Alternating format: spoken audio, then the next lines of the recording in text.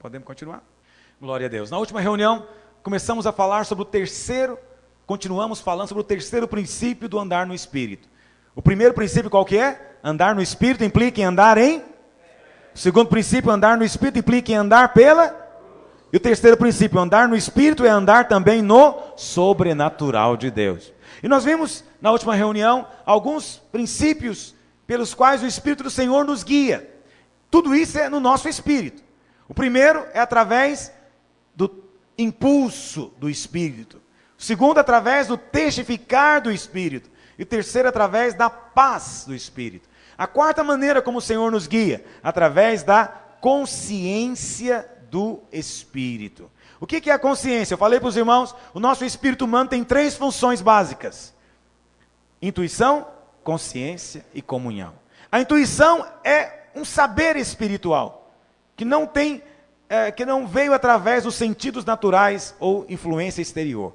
A consciência é um saber o certo e o errado, também sem essa influência exterior. Então, antes de fazermos qualquer coisa, não devemos consultar a nossa mente, mas a nossa consciência. A sensação da consciência é uma sensação de mal-estar, quase uma náusea. Essa náusea é aqui no meio, você sente uma coisa horrível aqui. Isso é a sua consciência funcionando. É um mal-estar que não é físico, mas a sensação é parecida com isso. Não é exatamente assim, mas é parecido. Isso significa que de alguma maneira a vida de Deus ficou presa ali, fechada, trancada. Não devemos fazer nada que constranja a vida de Deus dentro de nós. Ainda que analisando a situação pela sua mente, você não vê nada de errado, você não vê nada de equivocado. Se a sua consciência reprovou, não pondere, não discuta, não tente analisar, apenas obedeça. Porque quem pondera é a nossa mente, a nossa consciência apenas decide. Decide. É ou não é? Sim ou não? Vermelho ou verde? Siga ou pare? A consciência só funciona assim. Ela não faz ponderações, ela não analisa.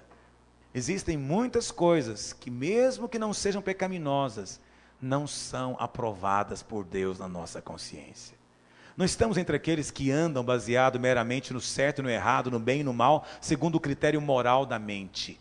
Nós andamos pela decisão da nossa consciência. Ser cristão não é ser guiado por um código de conduta, querido. Um código de leis. Ser cristão é ser guiado pelo Espírito de Deus. O meu alvo não é apenas ser um homem bom. O meu alvo é ser um homem cheio de Deus. Digo, meu alvo não é apenas ser um homem bom. Digo, meu alvo é ser cheio de Deus. Coloque isso na sua apostila.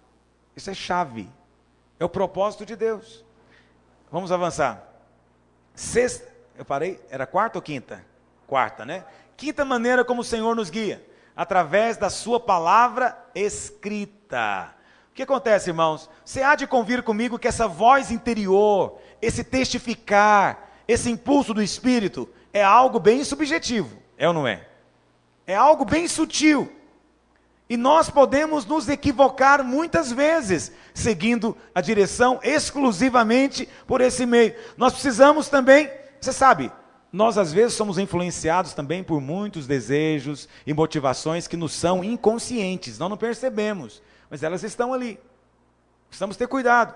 Portanto, nós precisamos de ter um outro critério de julgamento mais objetivo, que não muda. E esse critério é a Bíblia, a palavra de Deus. Você precisa, em cada situação de decisão, abordar a palavra de Deus com honestidade. Isso significa o quê? Muitas vezes você pode levar a Bíblia a falar o que ela não está falando. Isso nós chamamos de torcer a palavra. É pegar um texto da Bíblia e fazer ele dizer o que ele não está dizendo. Mas se você tem um coração honesto com Deus, você é simples com o Senhor, você vai pegar a palavra com simplicidade, tal qual ela está dizendo. E a palavra de Deus não falha. E lembra disso, o Espírito Santo nunca vai mandar você fazer algo diferente daquilo que está escrito. O Espírito e a palavra são um. O Espírito nunca vai mandar você fazer algo que contradiz uma direção clara que está escrita na palavra de Deus. Nunca. Nunca. Portanto, você teve uma direção do Espírito que não se harmoniza com a palavra escrita, então pare. não é de Deus. Não é do Senhor. Não procede do Senhor. Com certeza é algo meramente da nossa mente. Sexta maneira como o Senhor pode nos guiar, através de aconselhamento maduro. Provérbios 11:4 diz que na multidão de conselheiros há segurança. Provérbios 15:22 diz que onde não há conselhos, os projetos saem vãos, mas com a multidão de conselheiros se confirmarão. E Colossenses 3,15 diz que a paz de Deus, para o qual fostes chamados em um corpo. Isso significa que a paz de Deus, ela não deve estar apenas no seu espírito, mas a paz também tem que estar no espírito dos irmãos ao meu redor. Portanto, o testificar da paz não é só em você não. Quando a paz de Deus vem na sua vida, ela vem também na vida daqueles que estão ligados a você em Cristo. Por isso é muito sério você fazer algo contrariando a sua liderança. Você sentiu paz, a sua liderança fala, irmão, nós não estamos sentindo paz para você fazer isso. Mas você fala, não, o que interessa é o que Deus falou comigo. Isso é ignorar que você está num corpo. Você está ligado, vinculado. Ora, se você sentir paz, Deus vai colocar paz também nos seus líderes. Você sentiu testificar, Ele vai testificar também nos seus líderes, seus pastores. Se eles não têm o mesmo testificar, querido, sinal vermelho, dá uma parada, dá uma avaliada. Quantos de nós somos tão arrogantes, que achamos que Deus fala só conosco, e não testifica no coração de mais ninguém. Oh, grande proteção há quando você segue os conselhos daquele que está andando com o Senhor há mais tempo que você. Você tem que aprender a ouvir conselhos de gente que já teve várias experiências de ter que ouvir de Deus. E por causa desse tempo que ele teve que ouvir de Deus, ele foi ganhando vivência, experiência, maturidade, e hoje ele discerne melhor as circunstâncias. Nada substitui o tempo, amado. Você está aprendendo em Deus, mas se você é novo, não adianta. Você vai ter que esperar um certo tempo. Deus trata com você no tempo. Não tem como ser diferente. Mas muitos de nós ignoramos o conselho. Muitos de nós ignoramos o discipulador, ignoramos o nosso líder, ignoramos o pastor, ignoramos a igreja, ignoramos o corpo de Cristo. Achamos tão arrogantes que achamos que Deus fala só conosco e que a nossa vida diz respeito só a nós e mais ninguém. Quantos casamentos foram feitos de maneira indevida, no tempo errado, da maneira imprópria, tudo porque não quiseram ouvir o conselho. Ah, estamos sentindo paz, é o que interessa. Não é só você ter sentido paz, não. Tem que ter mais irmãos perto de você sentindo paz. Por que a paz veio só em você, não veio em mais ninguém? Será que é a paz de Deus mesmo? Ou será que é a paz da sua obsessão em querer fazer algo? Entende? Tem que haver paz em mais gente. O Espírito Santo fala com mais pessoas a seu respeito. Essa é a proteção do corpo, é proteção para cada um de nós. Quantos compreendem o que eu estou dizendo? Sétimo, as circunstâncias e a providência de Deus. Quando Deus diz para você fazer alguma coisa, você pode ter certeza que Ele vai abrir as portas para você fazer. Se você diz que Deus falou com você e as portas não se abriram, cuidado. Agora lembra, eu coloquei esse sinal aqui como sendo o sétimo. Tem 6 anteriores. Por que eu fiz isso? Porque não importa, às vezes as portas abrem, mas se não teve o testificar, se não teve a paz de Deus, não faça. Apenas porta abrir não é critério. Entendeu? Mas, se você sentiu paz, teve o testificar, a convicção de Deus, a paz de Deus veio também nos seus líderes. Agora você precisa saber se as portas estão abrindo. Entendeu o que eu estou dizendo, irmãos? Portanto, esse é um critério que você vai usar depois dos outros. E a pergunta é essa: as portas estão se abrindo para o que você quer fazer? Tem havido providência de Deus? Deus tem suprido? Deus tem confirmado dessa maneira? É natural que haja lutas, adversidades, resistências, mas também você tem que poder testemunhar. Deus tem aberto as portas. Eu me lembro, há 10 anos atrás, resolvi passar um ano na Inglaterra. E eu orei ao Senhor, senti paz de Deus. E eu falei para o Senhor todos esses critérios aqui. Tinha um testificar, tinha paz. Eu orei para ter paz com os meus líderes. Eles concordaram, até concordaram em financiar durante um ano a minha estadia lá. Mas eu falei para o Senhor, Senhor, mas eu preciso que o Senhor confirme abrindo portas. Mas foi incrível. Num dia eu liguei, consegui ganhar uma bolsa para estudar lá. Nem ia pagar. Através de um pastor conhecido. Eu me lembro que eu precisava da passagem. Eu tinha um lote. Meu alvo era vender o lote e pagar a passagem.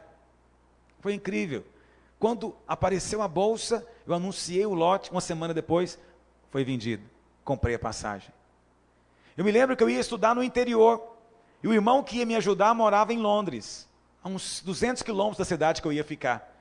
E eu não falava nada de inglês.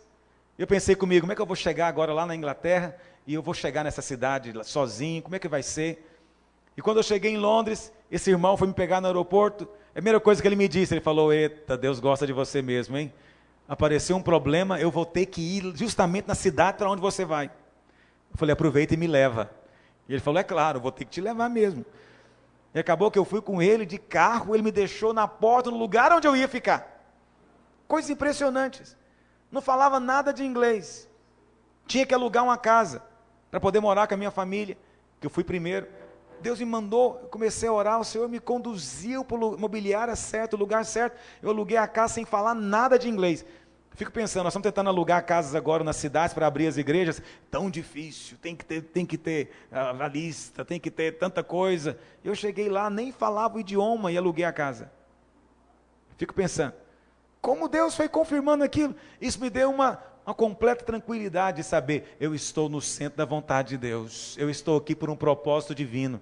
Porque as circunstâncias estão confirmando. Então lembra, as circunstâncias vão apenas confirmar. No Salmo 37, 23, Davi diz, os passos de um homem bom são confirmados pelo Senhor. Os passos de quem está andando no centro da vontade de Deus é confirmado pelo Senhor. Isso significa duas coisas. Primeiro, se você não tem clareza absoluta, também não fique parado. Pastor, eu não tenho clareza absoluta da direção que eu tenho que tomar. Eu sinto o desejo de ir por aqui, mas não tenho certeza completa. Tudo bem, não pare. Ore, coloque diante de Deus e comece a caminhar. Quando você começar a caminhar, você pode ter certeza. Se o seu desejo é fazer a vontade de Deus e não fugir para Tarsis, como foi com Jonas, você pode ter certeza, o Senhor vai guiar os seus passos. Mesmo que você às vezes não tenha aquela clareza completa da direção que vai tomar. Essa é a promessa de Deus. O certo é, não fique parado, não seja passivo. Exercita a sua fé, mesmo quando você não tem clareza absoluta da direção que você deve seguir. Quantos compreendem o que eu estou dizendo? Oitavo critério, ou princípio para nós distinguirmos a direção de Deus. Confirmação profética.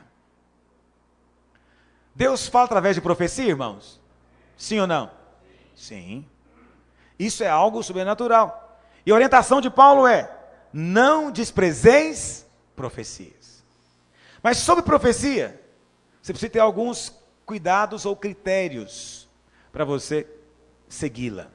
Eventualmente, Deus vai usar profetas para falar com você. A primeira coisa, não procure profeta. Profetas é que procuram você. Entendeu o que eu estou dizendo? Diga ao seu vizinho, fala, irmão, não procura profeta, irmão. Diga, Deus sabe seu endereço, CPF, identidade. Se Ele quiser, Ele vai lá na sua casa. Vai ou não vai, irmãos? Vai. Deus sabe tudo a seu respeito. Se for necessário, Ele manda o profeta lá. Então, profeta você não vai atrás. Profeta que vem atrás de você. Vivemos uma época onde tem muitos irmãozinhos indo atrás de profeta. Mas isso aí é uma extensão do pensamento mundano. Ele não vai mais na cartomante, vai no profeta. Ele não vai mais na adivinha, vai na profeta. Profetiza. Cuidado. Não vá atrás de profecia. Segunda coisa.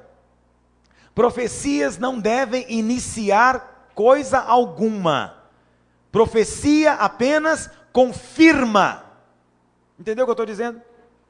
Deus mandou um profeta falar com Júlio. Júlio, você vai ser pastor e vai ser missionário na China. Aí o Júlio fala, que coisa, nunca pensei em ser pastor. E ainda vou ser missionário na China? Nossa, que coisa. Espera aí, Júlio, você nunca pensou em ser pastor? Então esquece isso, querido.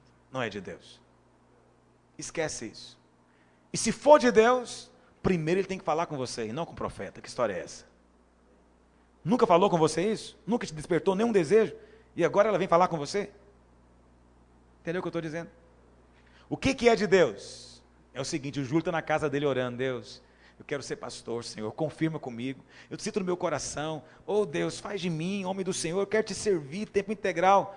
Aí a profeta vem e fala, ó Júlio, quero saber para você que Deus tem ouvido sua oração. E ele falou, você vai ser pastor. Entendeu? Aí o Júlio se alegra. Por que ele se alegra? Porque o profeta não começou nada. O profeta veio apenas confirmar. Profecias confirmam, não começam coisas. Lembra disso? Profecias confirmam. O Wendel nem pensava em namorar com a Joaninha. Mas o profeta vem e fala, Wendel, eu vi você com aliança junto com a Joaninha, hein? Aí o Wendel fala, bom, se Deus falou, então vou ter que casar, né? Você conhece gente que casou por causa de profecia? Um peteco, um terror, um terror.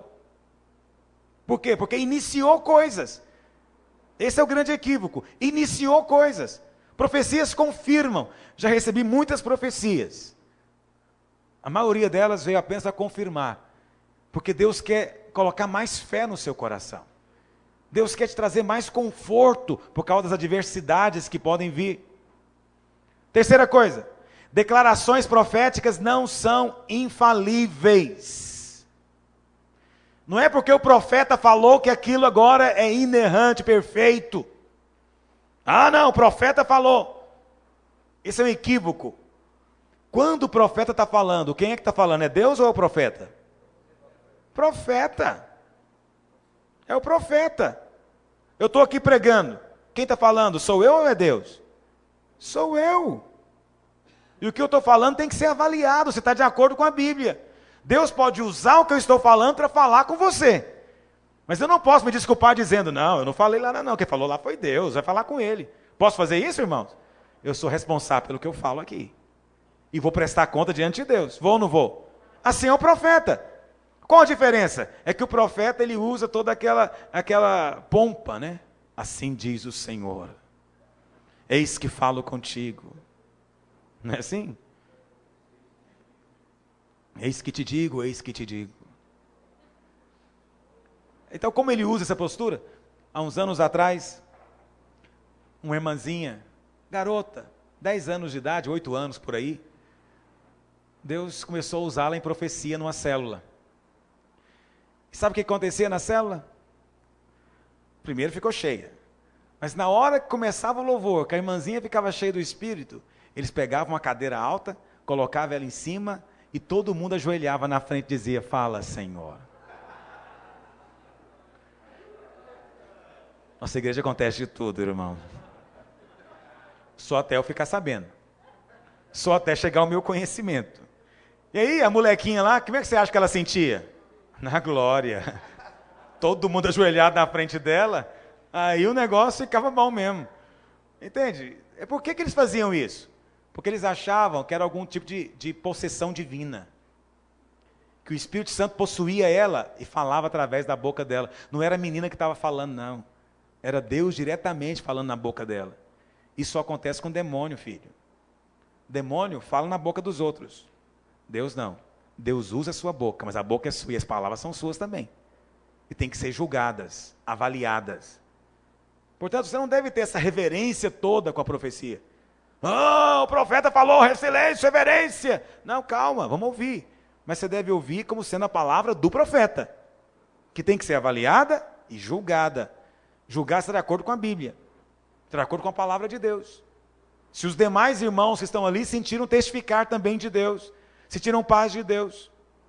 Amém, meus irmãos? Cuidado com direções proféticas. Lembra, profecia confirma, não traz direção nova. Profecia vem para Deus falar de novo com você o que você já ouviu. Deus sempre começa falando com você. É com você, não com outros. Vivemos um tempo precioso na história da igreja, onde nós temos muitas ênfases. Tem muitas igrejas que têm ênfases na profecia. E a Bíblia fala para não desprezar a profecia. E não devemos mesmo. Mas a principal é, não procure profeta. Minha irmã, a filha dela uma vez, mais velha, já tem uns bons anos, uns 9 ou 10 anos. Amanheceu com um papo, assim, um negócio enorme no pescoço, grande, uns 10 centímetros. Ela levou para eu orar, todo mundo desesperado, levou para eu orar. Nós oramos, ungimos, oramos, insistimos, eles oraram. E ela foi no médico. Fizeram todos os exames, não descobriram o que era, passou um tempo e desapareceu. Aí, ela veio conversar comigo, eu falei, bom, não era nada, né? Não era nada, desapareceu, o médico não achou o que era, não era nada. Glória a Deus por isso. Ficou por isso mesmo. Passado uns 2 meses, alguém bateu na porta da casa dela. Olha, você não me conhece? Também não te conheço. Mas eu estava orando e Deus mandou eu vir aqui na sua casa. Deus mostrou que eu tinha que vir nessa casa para falar com você. Aí a pessoa já fica assustada, né? Não é comum profeta fazer isso. E ela falou, mas o que é? Deus falou comigo que Ele fez uma obra maravilhosa na vida de vocês, uma grande cura, mas vocês não deram glória para o nome dEle. E Ele veio aqui mandar dizer para vocês que vocês têm que parar para honrar o nome dEle, pela grande obra que Ele fez. E na hora eles lembraram, foi a menina que tinha sido curada. E eles disseram que não tinha sido nada, mas na verdade era Deus que tinha curado a menina. Em vez de ver Deus curando, preferiram imaginar que não era nada. Eita, isso aí foi um quebrantamento na família. O que esse povo chorou, o que esse povo fez culto de louvor, não está escrito. Mas o principal é que Deus tem o seu endereço. Ele tem a foto da fachada da sua casa. Né? Com Paulo não foi assim? Né? Vai lá na rua direita, fala lá com o homem. Ele está orando uma hora dessa, ele está cego. Você vai orar e vai cair as escamas do olho dele. Eu tenho um propósito naquele homem. Isso é muito mais precioso do que você saindo correndo atrás do profeta. Um vaso escolhido. Irmã, vaso, ora, vê se o Senhor tem algo para dizer para mim. Terrível isso. Não faça isso. Ensina para o seu povo não fazer isso, porque é muito perigoso. Espírito de adivinhação pode entrar no meio dessa história. Por quê?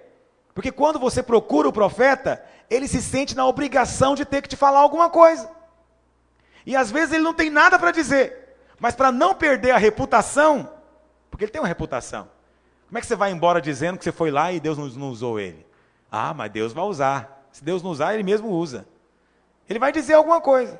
E é nessa hora de dizer alguma coisa que ele pode falar algo da sua mente. Ele pode falar algo que não é de Deus. E espíritos de adivinhação entrarem no meio. E eu não quero que os irmãos incorram nesse risco. Que o Espírito Santo, somente Ele, conduza a nossa vida. Amém, meus irmãos? Vamos avançar. Existem também meios extraordinários. Essa é a 9ª maneira de Deus conduzir você. Os meios extraordinários estão na palavra de Deus. Você não deve orar por eles, mas eles podem vir a acontecer com você. Deus pode falar através de meios extraordinários. Por que Deus usa meios extraordinários? Há 2 possibilidades. Primeiro, Deus usa um meio extraordinário quando a situação é muito grave. A situação é muito urgente. E Ele não pode correr o risco de você não entender perfeitamente. Então Ele usa um meio extraordinário para falar com você. Uma voz audível, um anjo, alguma coisa assim. Porque a situação realmente é grave.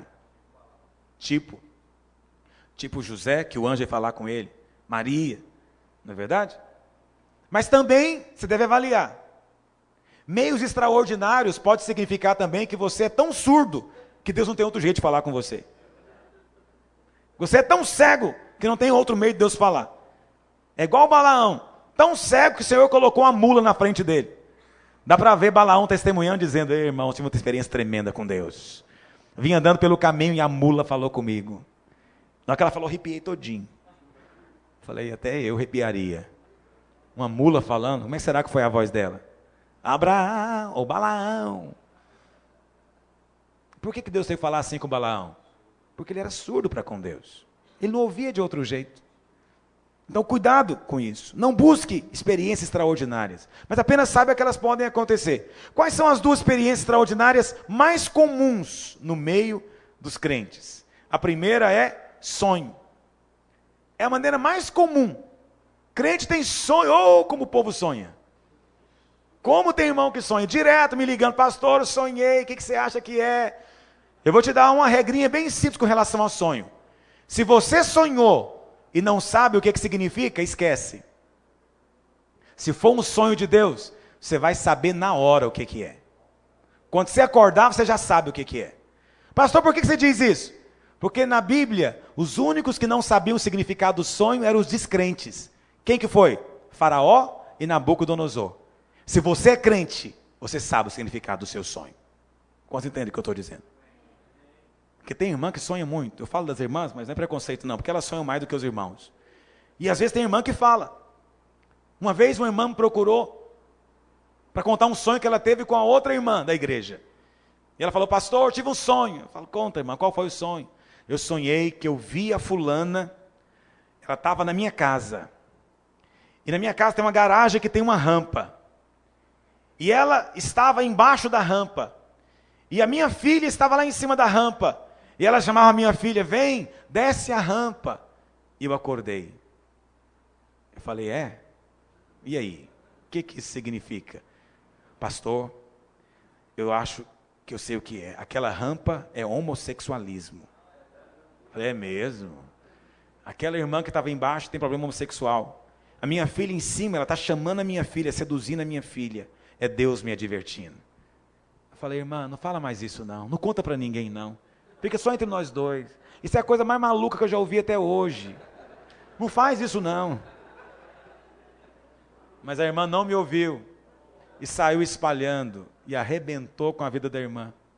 Porque foi Deus que mostrou que ela tinha problema homossexual. Não tinha nada. Veio a ser depois até uma pastora na igreja. Uma benção.